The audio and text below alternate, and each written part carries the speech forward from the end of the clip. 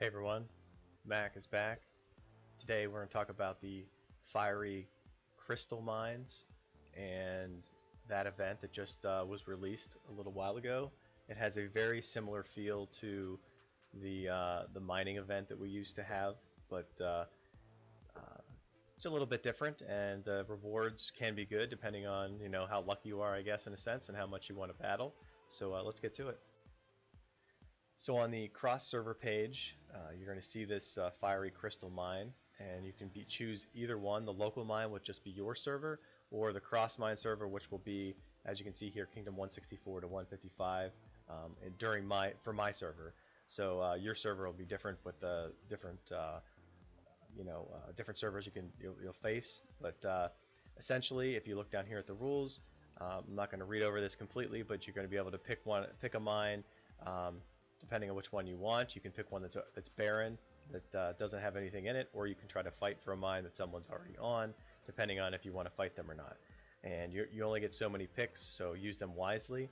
Make sure that you can use some of these duration. You can increase it if you'd like to, but you can only use it once. Don't try to increase by 4 hours and then next try to increase by 8. Doesn't work that way. That won't let you do it. You can lose troops, but 90% of your troops in battle will be resurrected, so you don't have to worry about losing too many of those troops. Put a meat shield in front, and don't worry about that too much. Now, when we're talking about the shop that they have here, some of the rewards that are in here, very nice of these SS. You only get 2 of them, so it's really not a huge deal, I guess. But you get 20 of these ancient scriptures, which is probably these 2 that you're going to want to go after. Probably most importantly, you do have the 3-eyed raven shard, but you can get those other places. If you don't already have a northern pine or the garden keep, those are 2 that will be decent to get. You can see this one gives you that army shelter capacity, and this one gives you some building speed as the own bonuses. This one is actually pretty good for disguise when you're in wintry areas, and also give you some research speed and endurance recovery. So very nice to have that as well. And once you click on one of the mines, as I've just clicked on the local one, you can actually see here who has which mine, and then you can attack them if you'd like. So like see here, you see this one 154. You can click on it, and you can see what their production is 8 per minute.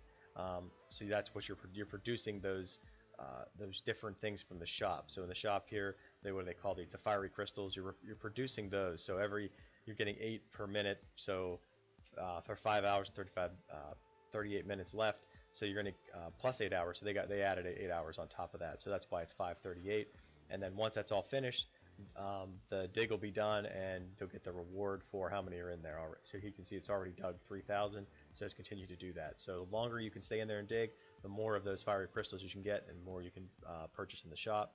You can see here at the very top, the fiery crystal mine. There's 10 different mines to go to, and if you just keep clicking to the right, you'll eventually find some of these barren fiery mines, crystal mines, and you can actually go on here and you can dig it up yourself. It allows you to put in some troops. You can put in 1 troop, you can put in a full army if you want to try to defend it. Totally up to you. If you're a little weaker, then maybe you just want to put 1 troop in there, and if somebody attacks you, then so be it. But there's so many of these that I really don't think too much that there's going to be too much fighting going on in this event. But you never know. If somebody gets in there, goes a little crazy, and wants to fight you for some of these different mines, because some of these are a little better than others. Some of them have I want to say those, because they're not all blue mines in here. So, well, for instance, let me just go back for a second and go back into the cross server one. Here you go. So you can see like Julio has this one here. It's going through, and that's where the SS are. So these more riskier mines to get, because people are going to want these. You have to defend them. Then it's going to be more difficult to do that, to get the rewards that you want.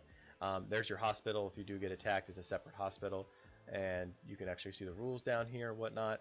But basically, it's a very similar event, so maybe not a really great event in my opinion, but at the same time, the rewards in the shop are decent for getting some of these scriptures, ancient scriptures, and the SS medals as well. Plus, you get the A ones if you're trying to get those too.